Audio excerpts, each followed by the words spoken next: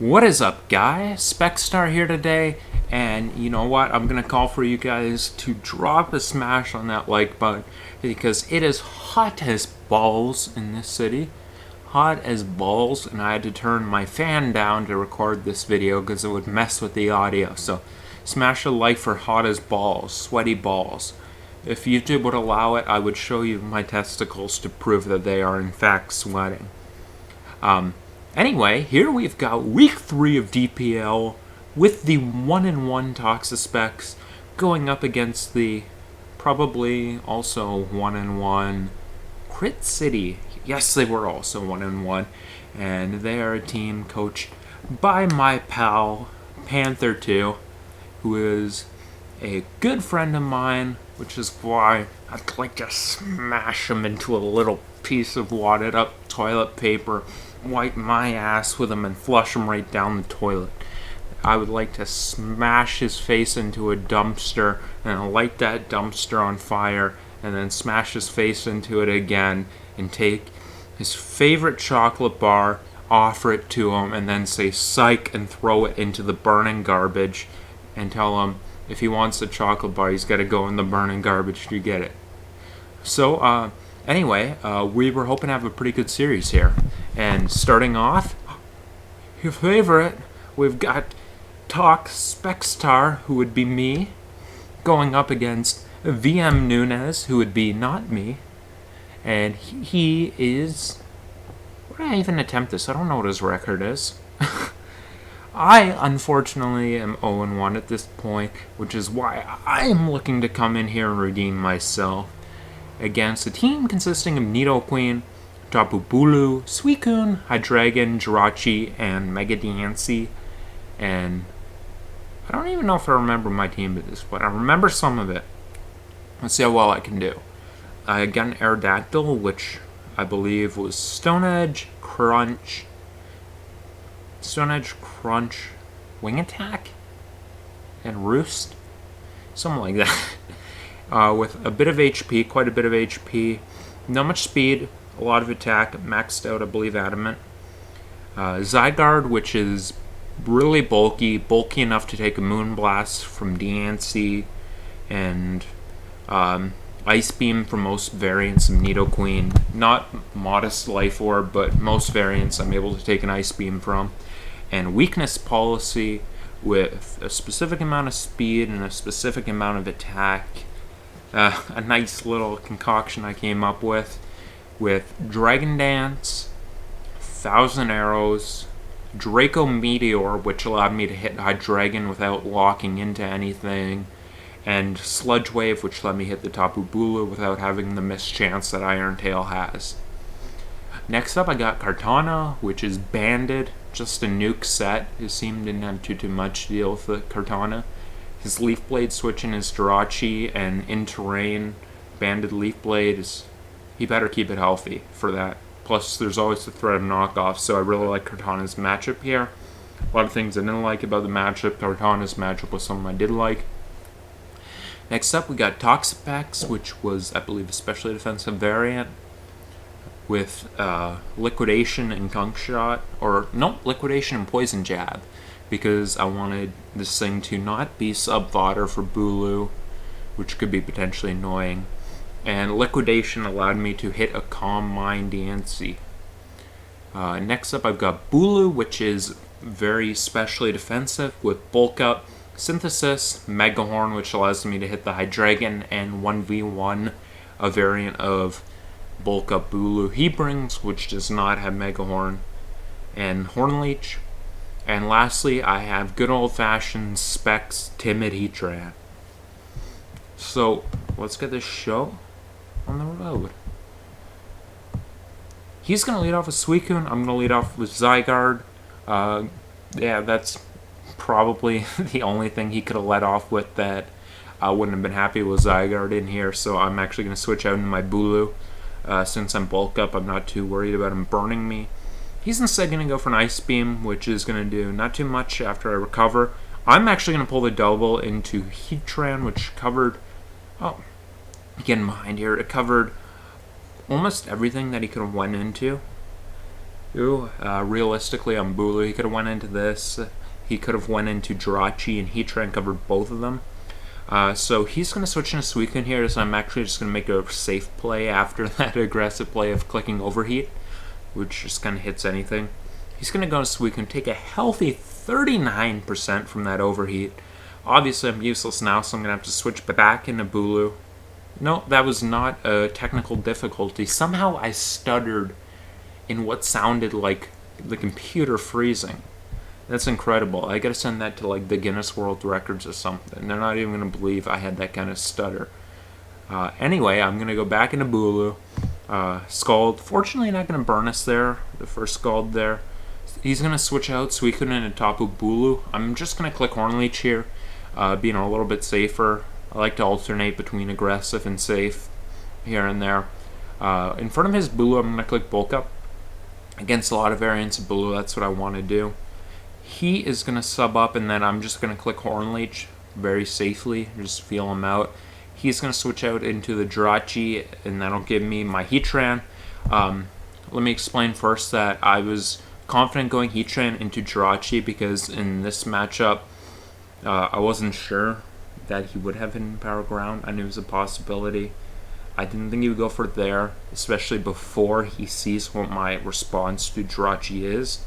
I knew it was always going to be a possibility for the thing to be Hidden Power Ice. He wants to be special in this game, I would think, particularly to hit Toxapex. And he could do that to Zygarde, which was more risky. I needed to keep Zygarde healthy. And I, of course, could not risk Kartana there, which is more important to me.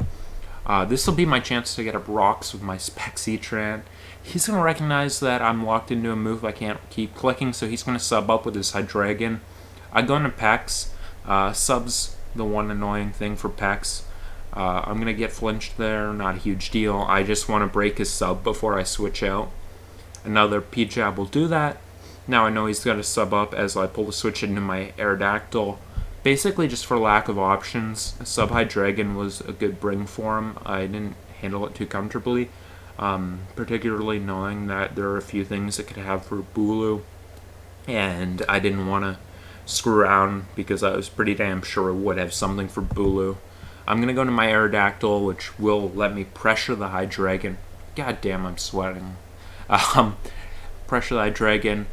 I can't save my Aerodactyl here. I gotta get off this damage on Hydreigon. Very crucial for me. He's going to switch out the Hydreigon, but it's in range of rocks, and I don't see removal on his team here, so that should be gone. He's going to actually pull the switch into Bulu, and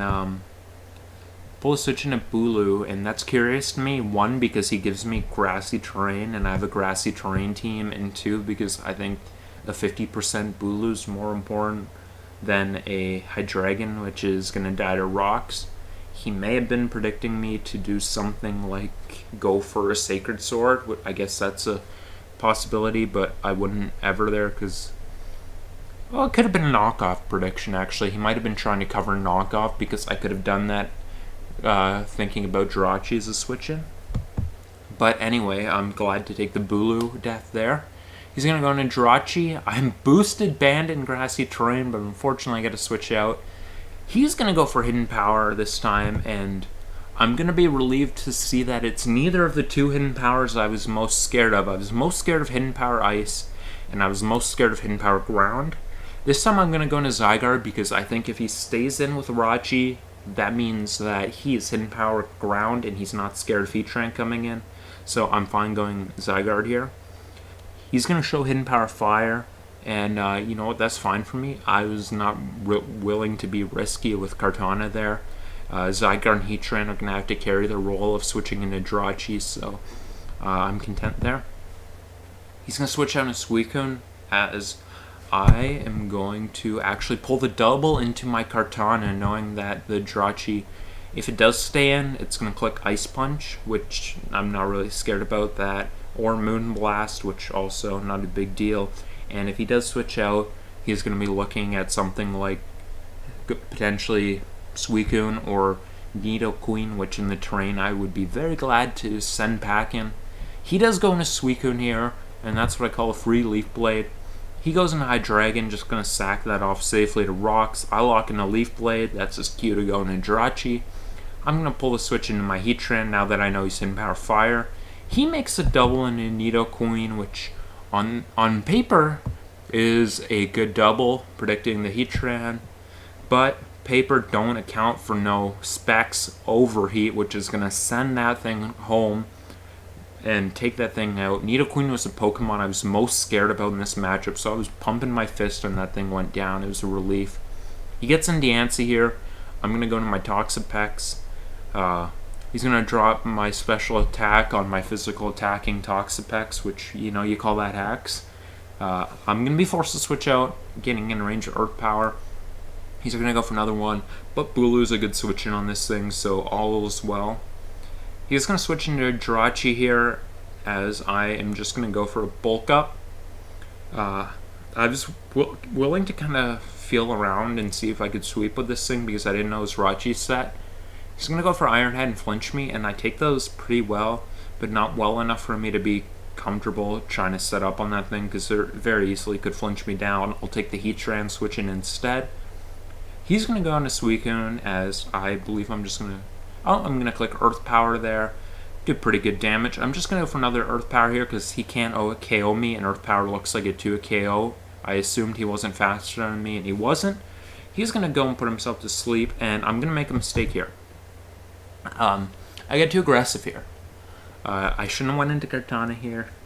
I could have done a few things. My smartest play would have just been going into Bulu safely.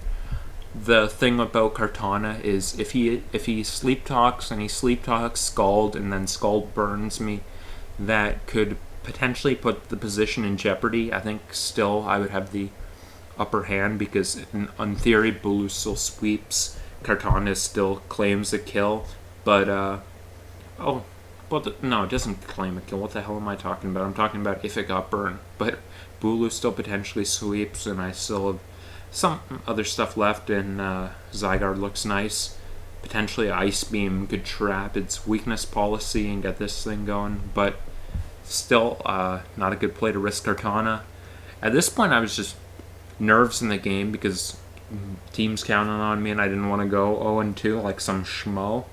And I'm going to make an over-aggressive play in Kartana. Not a huge deal, but I did want to point out that this was not my smartest play to make, so you guys don't think that this is the best way to play it, or that I stand by this. But he's going to Sleep Talk Rest, unfortunate for him. And then he's going to pull the switch into Jirachi. I'm just going to go safely for Leaf Blade. At this point, I just need to play the game safely. I'm going to go to Heatran. He's going to give me my Flash Fire, which gives me the cue to click my Fire Blast and try to 2-KO the Suicune, which I will do 52. You ever see Heatran do 52 to a Suicune with Fire Blast? Yeah, me either. I'm going to take that thing down. He goes into Diancie, and I'm going to go into my Bulu here. He goes for Earth Power, and I am just going to click my Hornleech here, which is very safe. He goes into his Jirachi, which is going to take not anything from Bulu. But I think we've already established that Jirachi is not a threat to Heatran, so I will make the obvious play in Heatran. And here I'm going to lock myself into Earth Power, that way I don't give the Diancie any sort of setup. He's actually going to show the Healing Wish here, which is pretty damn interesting. His last little threat here. He's going to get a Calm Mind up. Earth Power is going to do quite a bit to this thing. And he's going to take me out with Earth Power. And now I'm going to bring in my specially defensive Tapu Bulu to wrap this game up. He's going to go for Moonblast, not do enough, and Diancie's going to go down. And I will move on to 1-1. Still not great, but you know what? It's not 0-1, and it definitely ain't 0-2, so we take those. And my team is going to move on to 1-0 to start this series.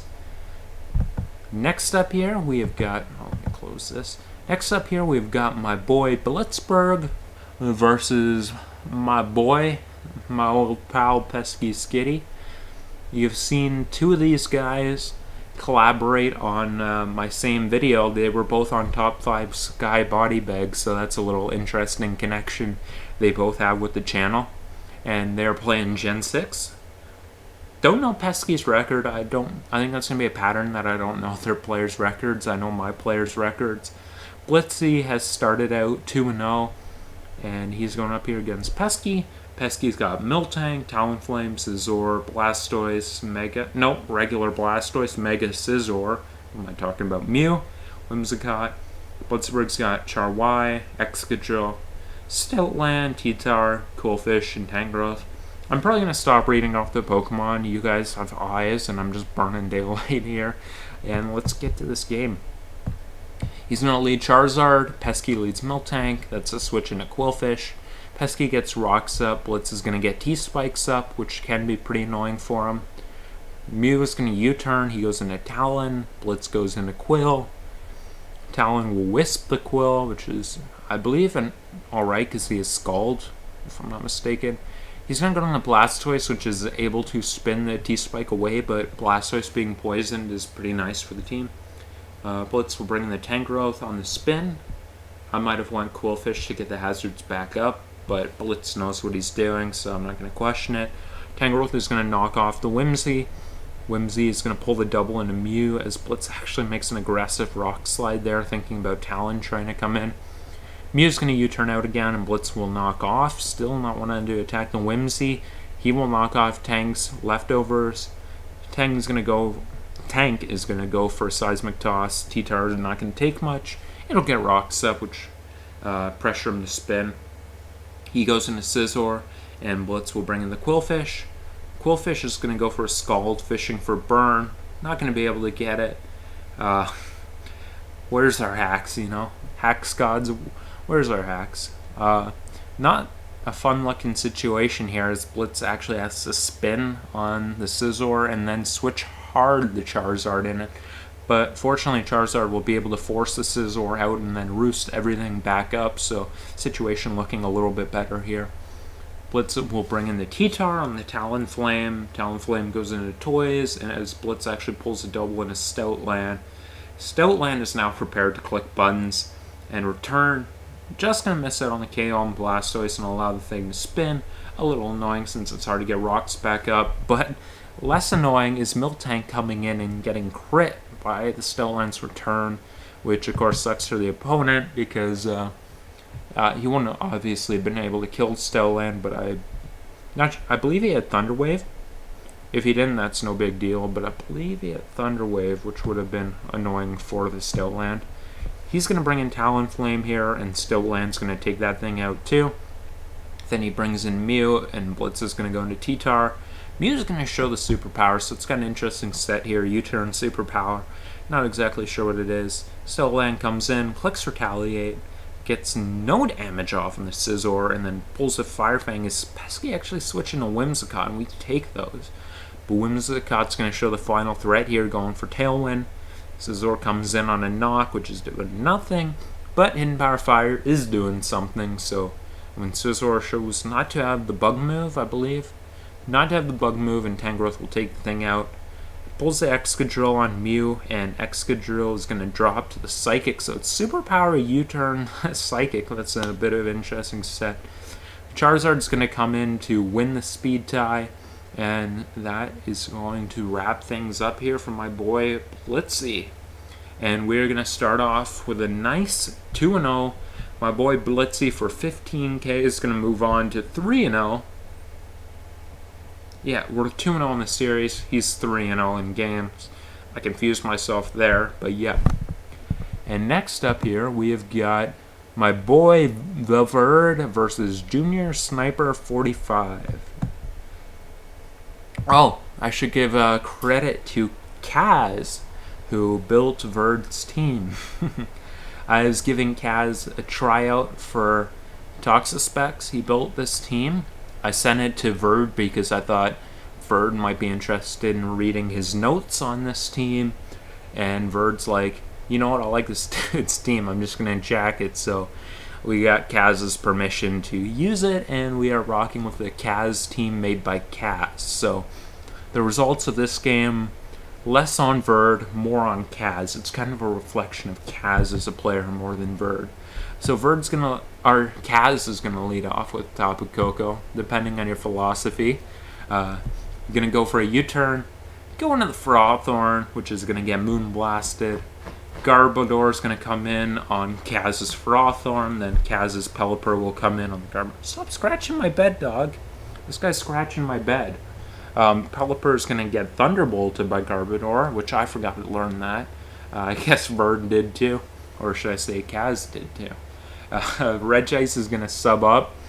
Florges goes for a Protect. Regice is going to try to Toxic the thing. They go into Garbodor on the Ice Beam, and Garbodor is going to have to drop here to Regice, which is a threat, a real threat. Gallade comes in, goes for Drain Punch. Fortunately for them, the thing is not CC, fully offensive. That could have got some real chip. It being drained made it a lot easier to pressure the Regice. Verd is going to go Coco. He's going to go Florges here. Verd's going to bring in the Frothorn. Failed to get up Seeds. Not sure I didn't go for the hazards there, but alas. We've unfortunately got no more rain because Celebi got up the rocks. Coco's going to go for a U-turn on Celebi, trigger Tanga Berry. Celebi's going to go for a Psychic here, another Psychic here. Gyroad, cover, blah. And then Regice, now we're talking, this is a moment. Regice is going to come in, and the threat is right back in. He's going to go into Gallade. Gallade is going to get hit by an Ice Beam. Still not doing much. Gallade is going to go for, I believe, a Drain Punch as Coco comes in. We'll get drained, and that is going to put Coco in range of the poison. Coco's now gone. Kingdra's going to come in to try to put some pressure on Gallade. We'll go for the Drain Punch. Kingdra's going to nice and miss a Hydro Pump, which is a little bit annoying, but things were definitely going in Junior's favor already, so I don't think that's necessarily the difference between winning and losing. Gallade will come in, Sword Stance up, go for Shadow Sneak, fail to kill, go down, and then Verd is going to time out here. I don't know what was going on in his Australian head. He might have broken his computer or something, but yes, Junior Sniper is going to come out on top in this matchup against Kaz. Basically, since Kaz built a team, it's more of a reflection of Kaz. Junior's going to beat Kaz, so we're going to move on to 2-1 after Kaz is lost there. And on to the next game, where we have got Will the Most versus Silver Smasher, and Will the Most will be playing because I believe he was subbing in. Yep, he was subbing in for Mensu. Shout out to my boy Mens. I want to wish him a nice and speedy recovery. My boy got a concussion, and we had a whole situation about replacing him as a whole debacle, but eventually we were able to get Will in for him. This is a wrong game, isn't it? No, this is a wrong game. This was Will subbing in for someone else here, isn't he? Oh, that's gonna kill. Yeah, Turk subbed in for Men's. What the hell am I talking about? This is... We had a shit week for replacements, I'll tell you guys this. It was a freaking situation.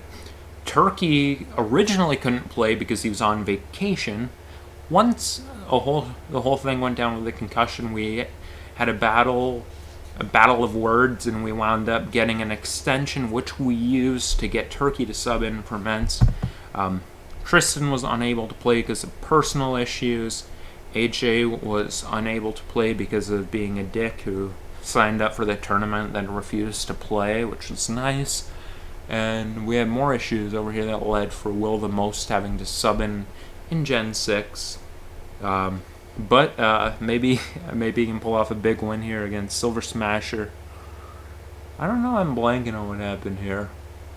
But I am, so let's get on with the battle, and maybe I'll remember later who Will was exactly subbing in for. They're going to lead off with Tornadus, knock off Nidoking, which is going to Poison Jab. Tornadus going to U-turn on the Nidoking, which is going to go for another Poison Jab. Quillfish is now in on the thing, and he'll go into Alakazam. Torn comes back in. It'll U-turn on the Bronzong. Bronzong, now in on Quillfish, is going to go for a Zen Headbutt, which was pretty interesting to see. Alakazam's going to come in and be Inner Focus, which I was not exactly impressed with. It's going to take a spike damage. Nidoking's going to go down to the Tornadus here. Quillfish is going to come in on the Terrakion. Terrakion with Stone Edge. Excadrill comes in here. Stone Edge is going to miss, which would have done 10% anyway. Quilladin comes in on the Quillfish. Then go into Togekiss on the Quillfish. It's going to get paralyzed and then taunted and paralyzed. Quillfish will set up more spikes and Togekiss is going to get more paralyzed. He's going to opt to Air Slash instead of Defog, even though this thing was Defog. Nope, he switched out Defog right before the battle, right. Would have been nice to have Defog now that all the hazards are up. Chartiberry is going to come in and take a Stone Edge as it gets paralyzed for, I think, the 50th turn in a row. Quilladin will come in on the T-Tar. That's going to get to it, KO'd. Stone Edge will miss, though, and it'll get to Drain Punch to do 19%, nice and healthy. Now it's going to go for a Protect to stall out the Sandstorm here. Drain a PP. It's going to drop to Stone Edge. Terrakion comes in, takes 100 to hazards. Silver will then bring in Reuniclus, which will opt to bring in Togekiss. Togekiss is going to go down to the Reuniclus. Alakazam's going to come in and take a lot of hazard damage because, again, it's Inner Focus. And go for a Calm Mind. Reuniclus will go for a Signal Beam, take that thing out. Cool. Terrakion comes in on the Reuniclus, does 54 with Stone Edge and dies. And then Bronzong's going to come in and Excadrill will take that thing out. So fun game there. Not a fun one. We're going to move on, unfortunately, to 2-2 here on the series. And now we have making his Toxic Specs and DPL debut, the one, the only. You may not know him, but your grandparents will. It is Sadal, aka iPro. With his first game, he was unable to play the first 2 weeks because he had exams, but now he is ready to go, and we have just had him biding his energy, his power, ready to unleash it like a giant cumload after you don't get any action for a week. So Mustang here is going to lead off with Keldeo, and iPro is going to lead off with Zam. Muck will come in on the Zam, not unexpectedly. Zam's going to Miracle Eye, predicting that. Zong will come in, not wanting Muck to get Psychicked and get up rocks. Sadal is going to Toxic the incoming Keldeo and then go for Protect here, see what it potentially wants to lock into. It's actually going to go for Toxic, not looking choice, and go for a Taunt here, which is making this a really interesting set, but Sadal is going to immaculately predict the Toxic and go for a Seismic Toss. And Keldeo is going to switch into Landorus, not wanting to die to Poison. iPro is going to go into Tangrowth in case it did want to attack the Registeel. He'll have to bring the Landorus on the Landorus, which is going to get bopped, but drop the thing's attack. And he'll go into Suicune. His Landorus actually opts to fly, which gives us a nice Scald Off on the thing. Going to do a ton, not going to burn. Zapdos comes in on the Scald. Not going to do much, not going to burn. He'll bring in the Registeel here as Zapdos actually subs up, which is interesting to see. I wonder if he'll pull the Zazo Agility Pass here. Registeel is going to get rocks up, and then we'll break the Zapdos' sub. I believe Zapdos is, it is going to be pressure, not static, so he's not playing around with poison, and he has enough Seismic Toss PPs to where Substitute's not going to burn them. He'll have to Roost and risk a potential Toxic. So iPro is going to keep going for Seismic Toss. Zapdos will Roost here. He's just interested in clicking Seismic Toss here, and Seismic Toss, Seismic Toss, Seismic Toss, Roost, Roost. And then eventually he'll go into Landorus Theory in here after about way too many turns of Zapdos versus Registeel. He'll knock off the Zapdos to break its sub, and then it'll go down. This gives him the chance to bring out Infernape, which will force the thing out into Keldeo, which is going to die to the overheat, doing a clean 23. Zam will, of course, force the Infernape out into Registeel. and then it'll Calm Mind up, which is pretty interesting. Zam goes for the Focus Blast, but it's going to not kill and get Toxic. Take a nice 6% chip here and go for Calm Mind on the Seismic Toss, predicting Sadel to go for Protect. But unfortunately, Sadel has never once been red. He is the ultimate mind game player here, and watch this. That was a beautiful series of plays. Let's just appreciate how GOAT Sadel is. I'm going to Toxic it here, and then this turn it goes for Calm Mind, predicting Protect. He goes for Seismic Toss. This turn it's going to go for Recover, predicting Protect. It goes Seismic Toss. And then this turn it's going to go for Protect as he actually goes for the Psy Shot. That's why they call him Sadel the King. And he is going to switch out into Bronzong here. Bronzong's going to get Seismic Tossed, and then it's going to get Seismic Tossed. And I've seen about enough Seismic Toss for one lifetime in this game, but it continues to put in work for us, so I will take that. They bring in again the Landorus, which will finally take down Registeel after it just tore apart half his team. Nape will kill the Landorus, fortunately landing Fire Blast. Alakazam comes in, and that is a Blaze threat. Fortunately, it's not in Power Fire to cook the team with a Flamethrower. Switches out. Muck's going to get knocked off, which is pretty nice. Interesting to see Assault Vest. Oh yeah, it's Gen... no, it's Gen 7. Weird to see... of course it's Gen 7. What am I talking about? It's weird to see Muck with Assault Vest. I would say you shouldn't run that ever. I would think there's almost no scenario where you'd rather have an Assault Vest Muck than a Recycle, especially defensive leaning Muck. But, I'm sure they had something in mind. This is all just my opinion. I'm not saying it's 100% a garbage set. I'd always personally prefer to have a Recycle set, but I'm sure they had their reasons. They do have Gypsy. I'm sure he built half these teams, and he must have approved it. Tangro's going to go down, so will the Muck. Zam's going to come in on that Zam and go for a Shadow Ball as it recovers, which will take the thing down. He had to do that to keep it out of range of Mach Punch, otherwise, or Vacuum Wave, otherwise Nape pretty much won. Zapdos comes in and gets Psychicked, and look at that, it is Prime Sadel making his return, winning his first game here against Mustang, and moving us up to 3-2, meaning we got Vest versus Gypsy, and Turk versus Jacob, and we have to win one of these two games. So let's start off with Vest versus Gypsy, because that's the money matchup here, right? Our best ORAS player, Vest, who is in his first 2 weeks went 2-0, facing the opponent's best ORAS player twice, and Gypsy King, who needs no introduction, and thus will get none. Sableye is going to lead off. Landorus is going to switch out into Gardevoir as Sableye goes for, I believe, a Fake Out. Yep, we'll Fake Out. Do a little bit of chip. A Rotom is going to make some switches. Volturn on the Sableye. Gardevoir is going to come in as Sableye goes for another Fake Out. Then Infernape will come in on Frauthorn. Great play by Gypsy. He's going to get up Rocks. We're going to get up Rocks. And then Nape is going to show the Hidden Power Ice, and the Gligar is dead.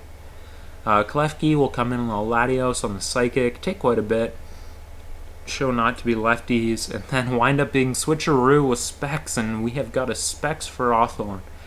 And now we have Serp, which is going to sub up, and then it is going to Synthesize as another Gyro goes off. Serp is going to Coil here, which is no good. As we go for Gyro Ball, it's going to show to be an Overgrowth superior, like you saw in PU of Gen 5. It's going to Dragon Tail this Latios here. Snorlax is going to come in. Serp is going to sub up here as Snorlax goes for Yawn, so that's a yikes. Serp is going to go for Synthesis here as Frauthorn comes up. And this is the game. This is how the game went. Sub-Coil Dragon Tail, Sub-Coil Dragon Tail. So Gypsy had a little trick up his sleeve. Abracadabra, Holmes. He came up with a superior, and I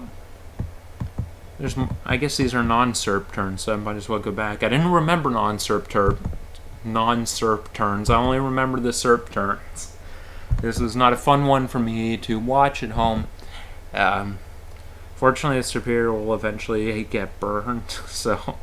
but Talonflame's going to go down as it does, so not so good. Latios comes in on the SERP. It goes into Klefki, Draco Meteor. It is immune. Snorlax comes in, Gardevoir. It's going to trace immunity, which is irrelevant. Going to Wish Up. Get hit by Return. Take it too comfortably. Go for Protect. Snorlax goes for Curse. It's going to get Encored. Latios is going to get sacked off. Rothorn's going to come in. Gardevoir's going to Wish. I believe... Oh, no, it wasn't out of Gyro Ball. I guess he was just predicting. Going to go for Protect. Snorlax. Rotom will get Drowsied, and then it'll get put to sleep here. So Snorlax goes for Return here on the Rotom. Rotom's going to wake up and Wisp it, so Snorlax is basically gone here. Pain Split, Volt out. Gardevoir will come in, eventually force the thing out. Wish, going to Infernape. Infernape's going to claim a kill. Klefki comes in on the Sableye. Klefki goes for Dazzling Gleam. The Specs set, definitely you have points for that because it covers Sableye being able to hit that hard week 1 or turn 1 as well as being able to switcheroo. That was a great idea, but what else do you expect from the guy they call the best at it? Frothorn going to go for Gyro Ball. Lander's going to go for Earthquake. Frothorn Gyros, gets killed. Gardevoir going to get Shadow Sneaked and then Hyper Voice Sableye, and that is unfortunately going to get a 6-0, which I know didn't sit too well with my boy FS, but he's a competitive guy, but you know, a Gypsy, right now he's the guy that they put at the top, and he prepped very well for this game, and he got a much deserved win. He decided to be a little toxic after the game, which kind of, you know, ruined a little bit the flawless performance, but he did play quite well in that game. Next up here, finally on the 3-3 game, which took place late because it had to get extended, we basically ran through everyone on our team. The people on our bench, we had Specs King, who, because I played, they wouldn't let him sub out. Tristan was on our bench, unable to play because of personal issues. Will was on our bench, he got subbed in. Turk was on our bench, he was on vacation. Ran through everyone. And then we had to sub Turkey back in after basically running through everyone.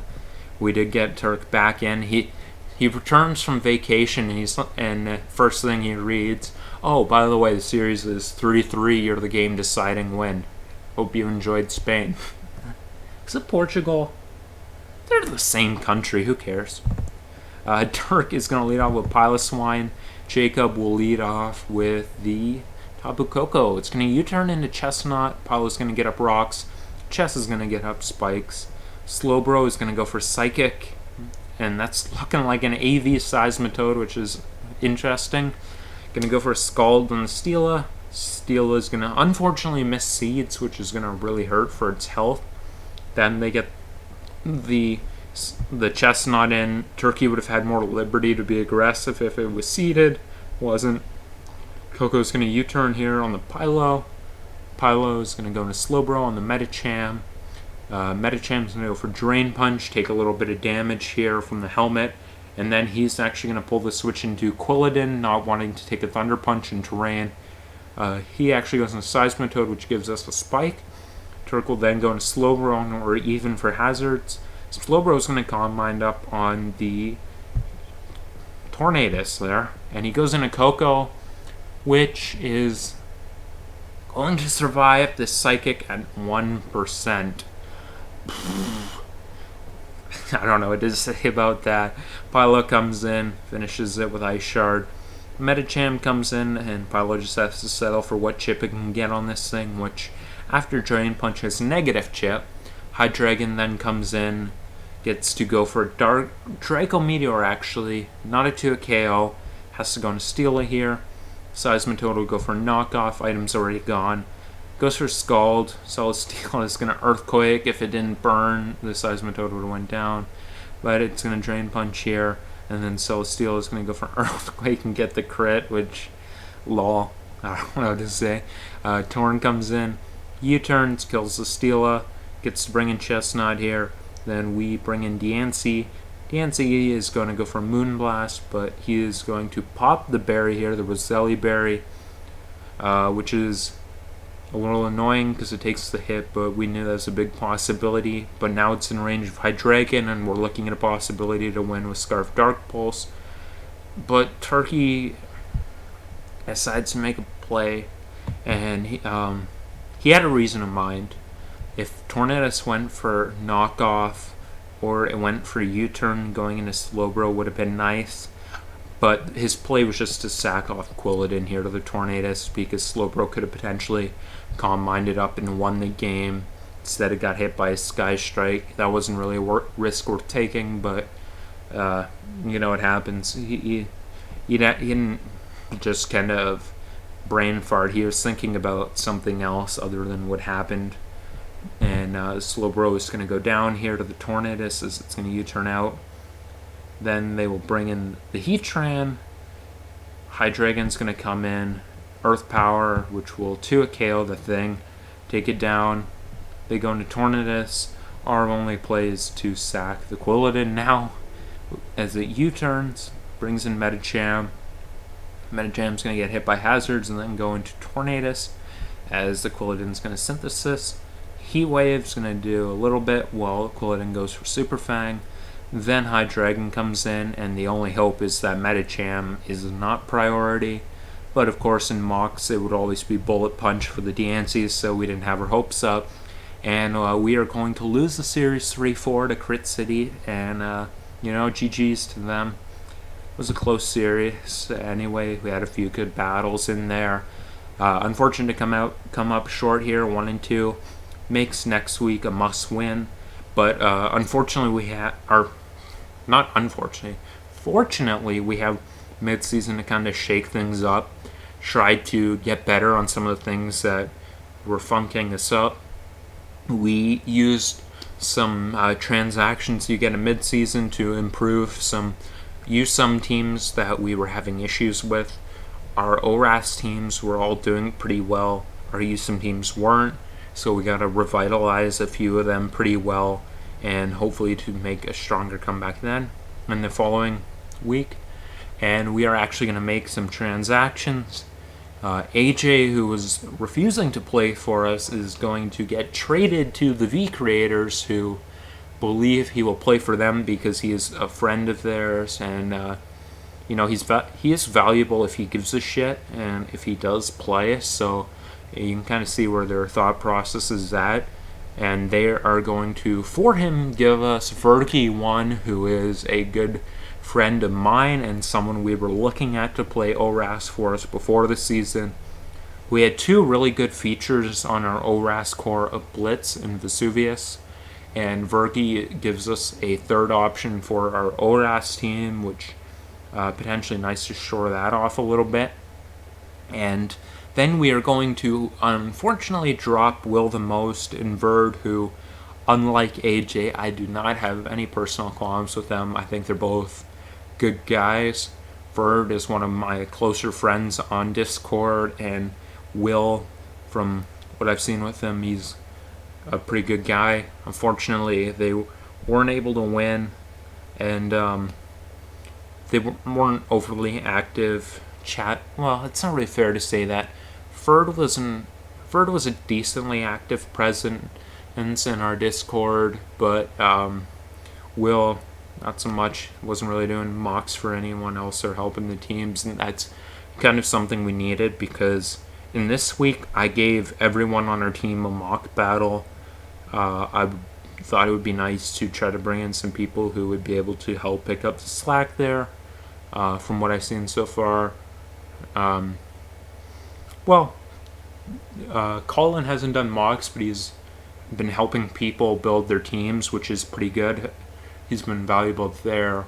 And Vergy has offered some mocks here and there, so we get some value there. We do have a better chat presence in that sense, and that's nice. And I didn't even say my other drops. I said who I dropped, and then I just referenced one of the people I picked up without saying who I picked up. Yeah, I picked up H. Colin 3, who we were looking at during the draft. Well, I was looking at Specky, didn't want him. He is a pretty good player from what I've seen, what I know. Good friend of Vess, and it is definitely a positive if we find someone who we know can get along with Vess. Not everyone can. He's my brother. I love him. Not everyone's cup of tea. And we were going to get him for $3K, one bid, no one upbid us. And then we are going to get Ian MC97, who you probably don't know. I didn't know him before the draft. And then someone tells me after the draft, they're like, hey, you should check out this guy for mids. He won high B draw. And I'm like, are you telling me the guy who won B didn't get bid for even the minimum bid? And yeah, it turns out he didn't. And I talked to Specs King about it, and he's like, oh yeah, that guy's pretty good. I'm like, you son of a bitch, why didn't you tell me that before the draft? I love Specky, but you know, sometimes a little bit goes over his head. And we're going to pay $17K for Ian. Basically, a team bid on us, and we bid our maximum amount left that we could, where we put them in a position where they had to choose between another guy like Papa Max and Ian. We would have taken whichever one of them they opted not to bid on. I personally preferred Ian, and we did wind up getting Ian, so hopefully he's a good addition to the team, and hopefully you guys see some of them on here too. Hopefully winning! Alright, well, long-ass video is probably my longest one, right? A lot of damn battles, though. A lot of damn battles. You can slice this up into a bunch of videos, but this is good advice to give you at the end after you've already watched the thing. If you have watched the thing, if anyone's seeing this. You know, and you never know. Maybe I'll put some at the end just to see who's watching. Ronald Reagan was gay.